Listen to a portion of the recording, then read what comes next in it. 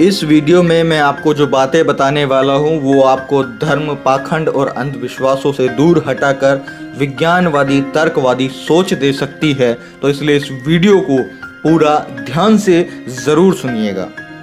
आपने देखा होगा कि कै, खे, गे, गे, डे, डे, चे, चे, जे, डे, टे, टे, टे, डे, डे, ते, ते, ते, ते, ये जितने भी अक्षर हैं, ये जितने भी ये लेटर्स हैं, ये जितने भी अक्षर आप स्क्रीन पर देख रहे हैं, ये सब इंसान ने बनाए हैं। और सबसे बड़ी बात यह है कि इन्हीं शब्दों में से ही भगवान को भगवान का नाम दिया गया है, जिसे सब भगवान बोलते हैं। इससे यह साफ जाहिर होता है कि भगवान ने अपना नाम खुद नहीं रखा है।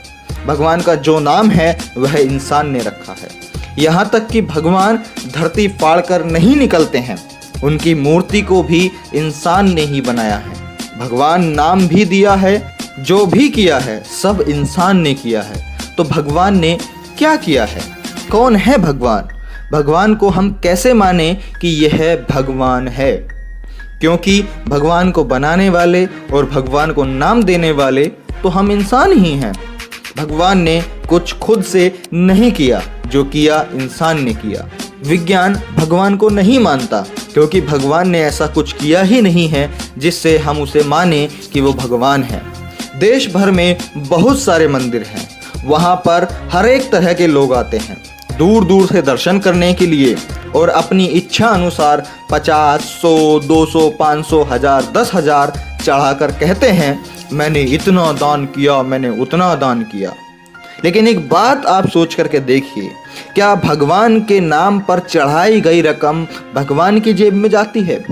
क्या भगवान ने कभी आपसे कहा कि आप मेरे मंदिर में आइए? क्या भगवान ने आपसे कभी पैसे मांगे? क्या भगवान ने कभी आपसे कहा कि मेरी पूजा करने के लिए आप सिर्फ मंदिर में आइए? क्या भगवान ने कहा मेरे लिए अगरबत्ती लेकर आना? क्या मेरे लिए फूल लेकर के आना? मेरे लिए पैसे लेकर के आना? मुझे पैसे की ज़रूरत है। मैं आपसे ही पूछ रहा हूँ, आप जो आप वीडियो देख रहे हैं ना, मैं आपसे ही पूछ रहा हूँ, क्या भगवान ने कभी किसी से ऐसी बातें की हैं? क्या भगवान आज तक किसी से कुछ मांगा है? कहाँ सुना है आपने?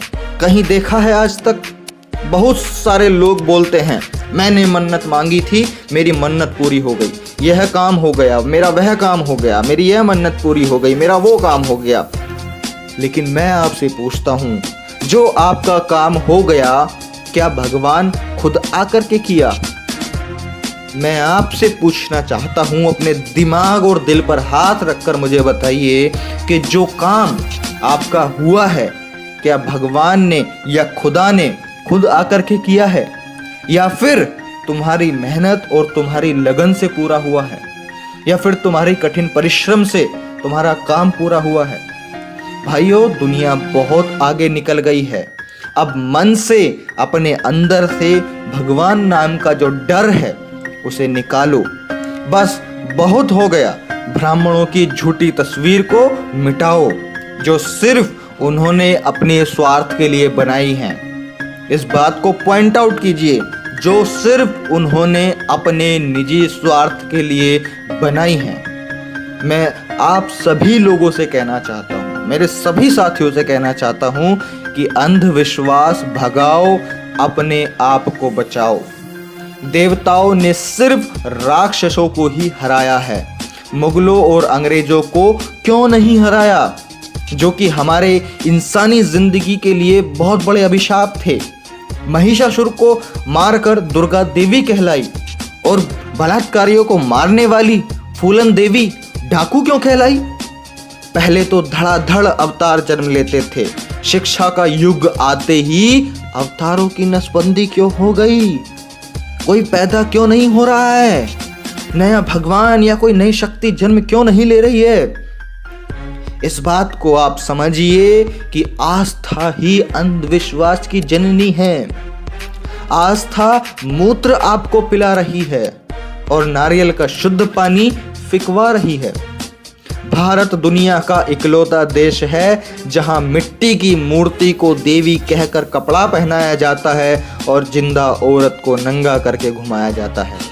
अफसोस इन बातों का नहीं कि धर्म का धंधा हो रहा है, बल्कि अफसोस तो इस बात का है कि दोस्तों आज की डेट में पढ़ा लिखा भी अंधा हो रहा है। पिताजी का तो पता नहीं और माताजी की जय जय, वारे अंधभक्तों।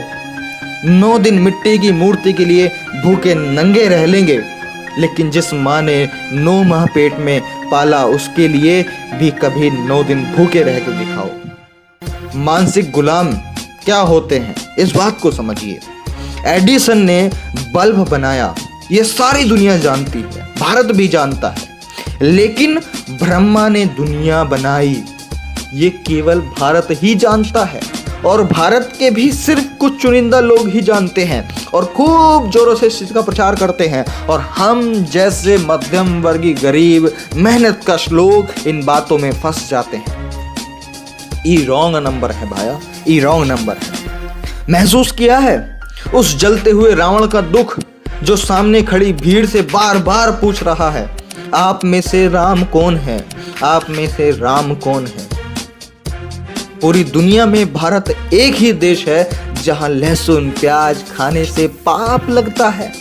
पाप एक सब्जी को खाने में, दलाली रिश्वत हराम की कमाई खाने से पाप नहीं लगता, लेकिन लहसुन प्याज खाने से पाप लगता है। तो मैं आपसे यही कहना चाहूंगा कि दिमाग की बत्ती जलाओ और अंधविश्वास भगाओ।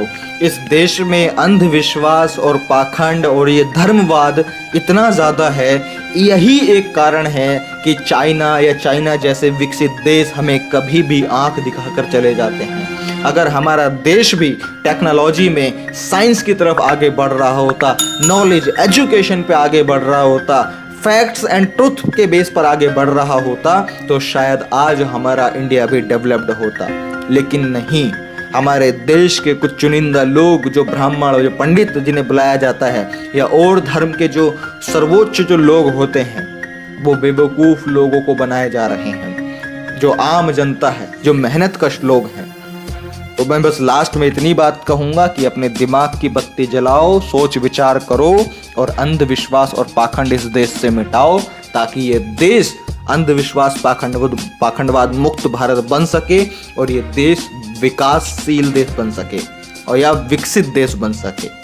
तो मैं प्रशांत बोध अपनी इन्हीं बातों के साथ इस वीडियो का ख़त्म करता हूँ। अगर इस वीडियो की बातें आपको समझ में आई हों और आपको सही लगी हों, तो इस वीडियो को अपने हर व्हाट्सएप ग्रुप में हर एक कांटेक्ट के साथ में ज़रूर शेयर कीजिएगा, ताकि उनके दिमाग की भी बत्ती जल सके और वो भी पाखंडवाद अंधविश्वास से मुक्त हो सकें।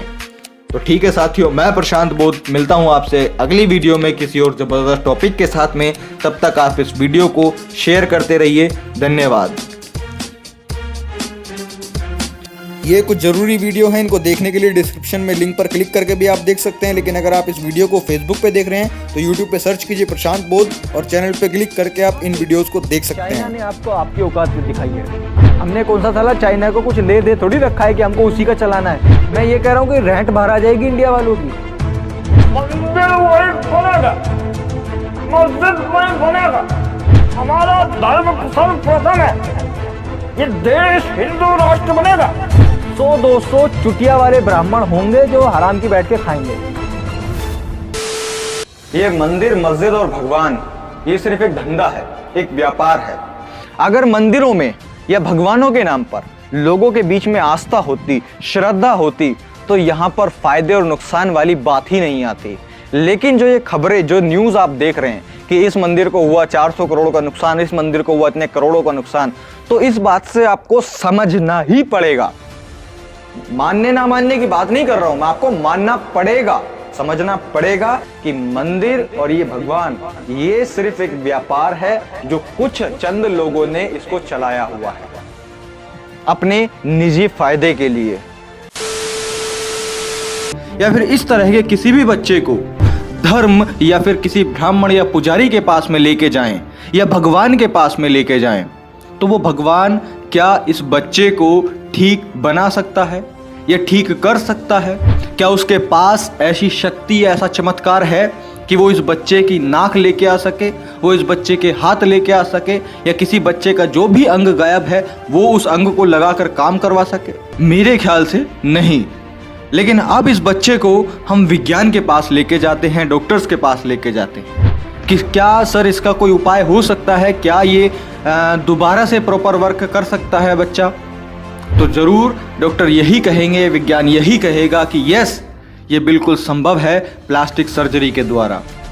वीडियो के नीचे इस लाल बटन को दबाकर चैनल को सब्सक्राइब जरूर कर लें और इसके साथ में घंटी का बटन दबाकर ऑल पर जरूर क्लिक कर लें ताकि आने वाले टाइम की हर वीडियोस की नोटिफिकेशन आप तक जरूर पहुंच सके।